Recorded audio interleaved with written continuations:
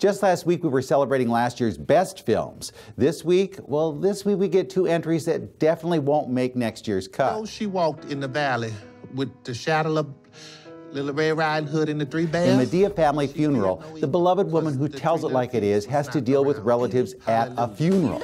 No, it's not Medea's funeral, but it's a place to meet new characters and their way of dealing with grief.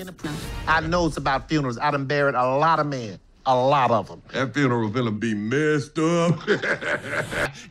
Writer, director, producer, star Tyler Perry gives fans exactly what they want and says this is going to be his last Madea film.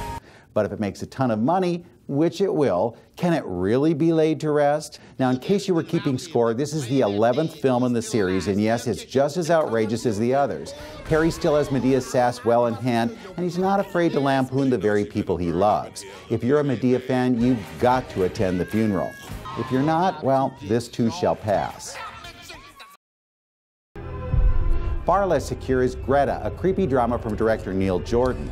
While working in a New York restaurant, the hostess played by Chloe Grace Moritz comes across a pocketbook and decides to return it to its owner.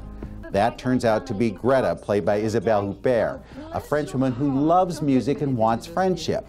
Because the hostess has lost her mother, she doesn't realize there are other motives at play. She falls for Greta's overtures and gets pulled into a world that's frightening, unnerving, and totally inappropriate. This is not a problem? Public area, her rights are protected. Jordan makes sure his stalker and prey are evenly matched and gives them a setting that doesn't give either an edge.